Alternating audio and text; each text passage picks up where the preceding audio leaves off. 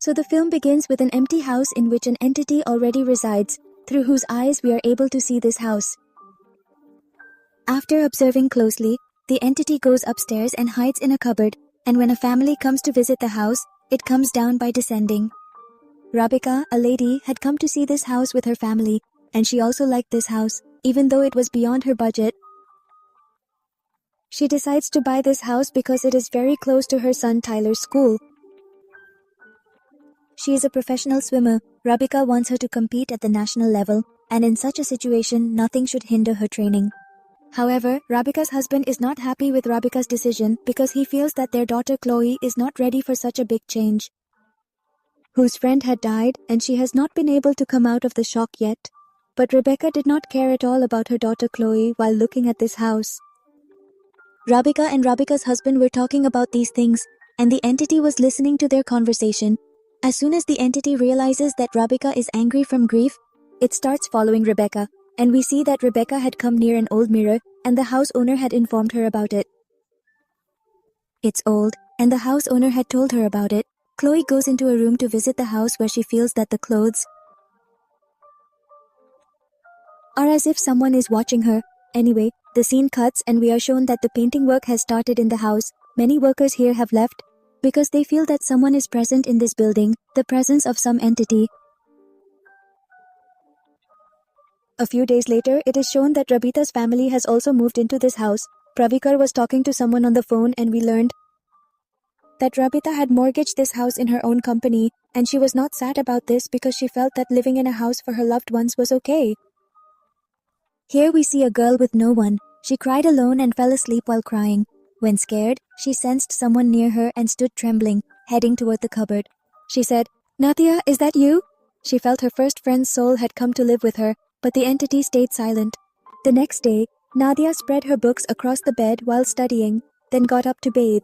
A soul entered her room from behind, and she saw Chloe and her friend, looking at Nadia's picture, after which she gathered all the previously scattered items and placed them back. When Chloe came out, she screamed in fear.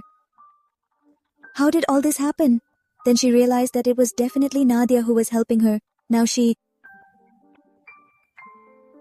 Chloe had stopped fearing this soul. When her chief heard, her father entered the room. They asked what happened, and Chloe quickly said she had seen a hawk. She didn't want to tell her dad her friend's soul is present. Chloe's doctor states her condition is unstable. Chloe's friend died from a drug overdose and another girl in the city was murdered. We should take care of Chloe, but Rebecca has no family. She didn't care and told her husband, "I think you're overthinking." Meanwhile, their son Tyler comes home who had brought his friend Ryan with him. He introduces Ryan to his family. And Ryan likes Chloe at first sight, but Tyler threatens him, saying there's no need to be friends with my sister. At night, we see that Rebecca and her husband were discussing Chloe again. Chloe's aunt felt that Chloe should see a therapist, but Rebecca still gets angry and says that Chloe needs a safe haven. Hearing this, her husband also gets angry with her and says, "Don't forget that along with Tyler, Chloe is also your daughter." Anyway, the next day, when Chloe was alone at home, Ryan, Tyler's friend, came to meet Tyler. He offered her a drink and invited her to his room. Ryan declined to visit her room, citing Tyler's intervention, then entered Chloe's room where they share sorrow and use drugs. She feels very alone. Ryan, being curious, starts listening to her talks and says, "I have never seen my own. I don't know how it feels when someone dies. Please tell me, how does it feel when someone dies?" Chloe needed someone to listen to her sorrow. She also started sharing her sorrow, and as they shared their sorrows, these two became very close. Here, Ryan had also shared his pain that no one at his home cared for him. Even his mom didn't love him. She was very toxic, which used to make these people come closer. The entity present here doesn't like them getting close and it breaks the cupboard, which scares these people and they get up. Ryan thought that the cupboard must have some loose parts which caused the cupboard to break, but Chloe knew that the soul was doing it. As soon as she went near the cupboard, she felt a gust of wind on her face, making her scared, so she started to leave. She fled, but Chloe knew that it was the soul causing this. As she went near the cupboard, she felt a gust of wind on her face, scaring her and making her leave. Nadia is the one who is telling her to stay away from Ryan because a lot of things were going wrong here, so finally Chloe decided to inform her family.